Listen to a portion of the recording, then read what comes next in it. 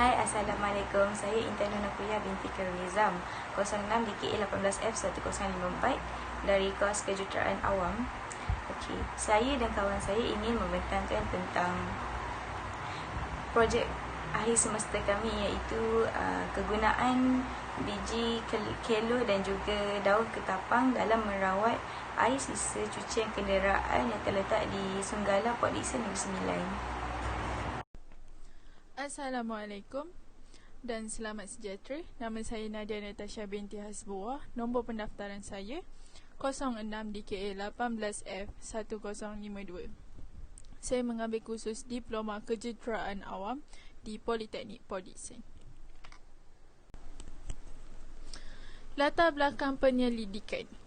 Pencemaran air mengikut sekatan undang-undang dapat dilihat sebagai kesan positif kerana pada tahun 2007, DOE laporan tahunan sungai semakin meningkat. Punca utama pencemaran adalah daripada pembuangan sisa domestik daripada kalangan penduduk dalam negara ini. Kesedaran dan kepekaan masyarakat dapat melestarikan pencemaran kualiti air masih rendah, terutama di negara yang membangun seperti Malaysia. Penyataan masalah, penyelidik telah pergi ke tempat kajian di mana ianya terletak di Sunggala Port Dickson Negeri Sembilan dan mendapati bahawa industri cuci kenderaan tersebut telah menyebabkan pencemaran kerana terdapatnya bahan kimia. Selain itu, ia juga dapat merosakkan tanah sebab apabila bahan kimia tersebut mengalir ke tanah, ia akan meresap ke tanah. So, ianya akan menyebabkan tanah tersebut rosak. Objektif kajian untuk mencipta bahan baru daripada dua bahan yang digunakan, iaitu biji kelo dan daun ketapang, untuk digunakan dalam bahan uji kaji kami, iaitu air basuhan kereta. Yang kedua, untuk mengenal pasti keberkesanan menggunakan dua bahan tersebut, iaitu biji kelo dan daun ketapang, berdasarkan kualiti parameter air seperti pH, kekeruhan, chemical oxygen demand iaitu COD, dan minyak dan grease, dan fosfat dan dissolved oxygen iaitu dipanggil DO. Yang ketiga, untuk mengenal pasti kebolehan biji keluh dan daun ketapang sebagai pembekuan dalam membuat air buangan di industri cuci kereta. Skop kajian, okey. Untuk lokasi kajian terletak di Sunggala Port Dickson Negeri Sembilan.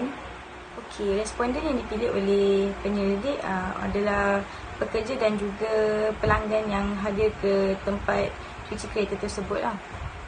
Antara bahan yang digunakan oleh penyelidik adalah biji kelo dan juga daun ketapang. Okey.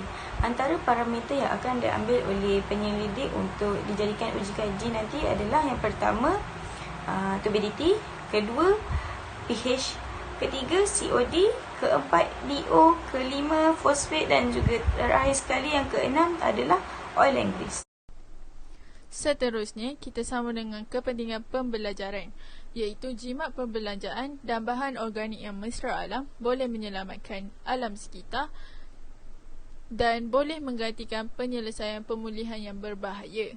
Dan bahan ini adalah bahan yang terbiodegradasi, iaitu ia tidak akan kekal lama dan akan hancur dengan sendirinya jika tidak digunakan lagi. Berikut adalah gambar lokasi kajian yang dijalankan oleh penyelidik untuk projek mereka. Ianya terletak di Sunggala Port Dickson Negeri Sembilan. Gambar berikut diambil semasa mengambil sampel air untuk dijalankan testing. Seterusnya, seperti yang Cik dan Puan lihat di dalam slide tersebut, kami gunakan dua bahan, iaitu biji kelo dan daun ketapang. Biji kelo, biji tersebut ditumbuk sehingga hancur menjadi serbuk, dan kemudian daun ketapang kami koyakkan menjadi cebisan daun ketapang yang kecil-kecil. Kemudian dimasukkan sekali ke dalam tea bag yang telah kami sediakan. Dan kemudian kami sealkan tea bag tersebut. Berikut adalah video bagaimana proses untuk membuat bahan baharu bagi menjernihkan air untuk projek akhir semester.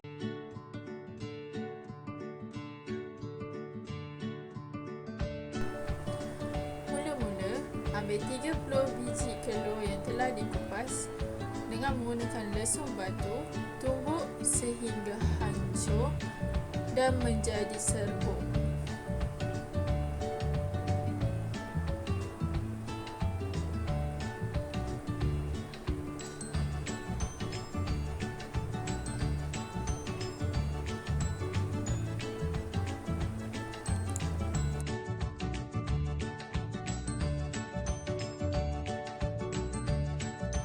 Kemudian apabila telah selesai ditumbuk, ini adalah rupa bentuk selepas ditumbuk menggunakan lesung batu. Kemudian dengan menggunakan sudu, masukkan serbuk tersebut ke dalam tea bag yang telah kami sediakan. Dan ini adalah rupanya apabila telah dimasukkan ke dalam tea bag. Seterusnya, daun ketapang ini kami koyakkan menjadikan cebisan-cebisan kecil untuk dimasukkan ke dalam tea bag tersebut. Dan ini adalah rupa bentuknya. Dan last sekali, kami sealkan tea bag tersebut supaya bahan-bahan tadi tidak terkeluar daripada tea bag.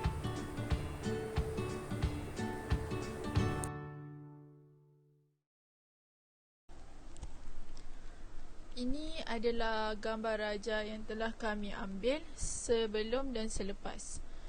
Ini adalah sampel air basuhan kereta, iaitu untuk oil and grease 1000 ml, dan kami menggunakan satu tea bag di dalam bekas 1000 ml tersebut. Gambar tersebut adalah sebelum dan selepas air basuhan kereta telah dirawat menggunakan bahan yang telah kami buat. Bagi gambar ini pula, ini menunjukkan gambar untuk sampel untuk mendapatkan data bagi pH, fosfat, COD, DO dan juga turbidity. Bagi gambar di sebelah kiri menunjukkan gambar sebelum meletakkan bahan baharu. Di sebelah kanan pula adalah gambar menunjukkan selepas meletakkan bahan baharu. Kuantiti bagi air di dalam gambar ini adalah sebanyak 2 liter dan kami meletakkan sebanyak 2 tea bag ke dalam air tersebut. Ini adalah seperti yang tertera dalam gambar raja tersebut. Ini adalah effluent standard bagi kualiti air di Malaysia. Untuk turbidity, dissolved oxygen and phosphate, kami tidak mendapat info yang sahih dan kami masih memerlukan bantuan SB untuk mencari info yang sahih. Manakala nombor 1, pH standard A 6.0 hingga 9.0, standard B 5.5 hingga 9.0. Nombor 2, COD standard A 50, standard B 100, dan oil and grease standard A not detectable and standard B 10.0. Ini adalah standard piawaian bagi sungai. Untuk pH, standard piawaian adalah 6.5 sampai 8.0.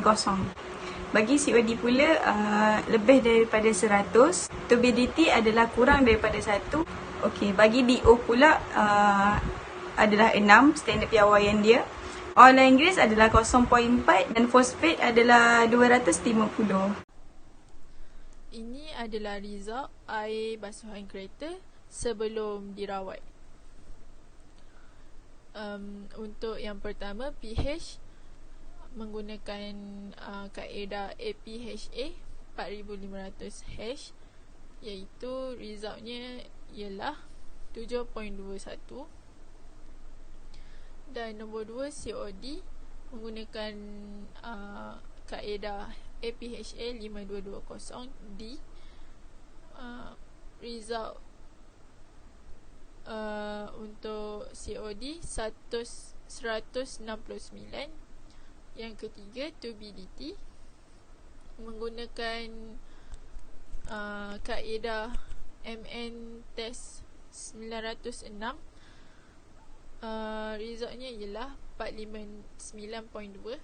Manakala nombor 4 dissolved oxygen dipanggil DO dan menggunakan test method APHA 4500 OG, resultnya ialah 1.10. Manakala oil and grease APHA menggunakan kaedah APHA 5520B, resultnya ialah 7.3. And yang terakhir fosfat menggunakan kaedah APHA 4500 PBNG, resultnya ialah 2.6. Okey, seterusnya adalah keputusan bagi sampel air selepas meletakkan bahan baharu. Okey, bagi ujian parameter pH, kaedah yang digunakan adalah APHA 4500H. Okey, keputusannya adalah 5.11, iaitu berkurang daripada sebelum meletakkan bahan baharu. Okey, bagi COD pula, chemical oxygen dissolve, kaedah yang digunakan adalah APHA 5220D. Okey, keputusannya adalah 1138. Okey, bagi turbidity pula, metod yang digunakan, kaedah yang digunakan adalah MN test 906. Keputusannya pula adalah sebanyak 628.3. Bagi dissolved oxygen pula, DO, iaitu DO singkatan dia, kaedah yang digunakan adalah APHA 4500 OG. Bagi keputusan selepas meletakkan bahan adalah sebanyak 0.74. Bagi oil and grease pula, kaedah yang digunakan adalah APHA 5520B. Keputusannya adalah sebanyak 4.3. Yang terakhir sekali adalah fosfat. Kaedah yang digunakan adalah APHA 4500 PBNG. Keputusannya adalah sebanyak 57.4. Untuk analisis, kami tidak dapat bezakan result tersebut kerana ada lagi satu sampel yang kami tengah tunggu, sampel air yang kami tengah tunggu, dan kesahihan effluent standard kami masih tidak dapat kerana kami masih mencari dan mendapatkan bantuan supervisor. Jadi kami tidak dapat buat analisis. Kami masih menunggu sampel air dan mencari effluent standard yang sahih.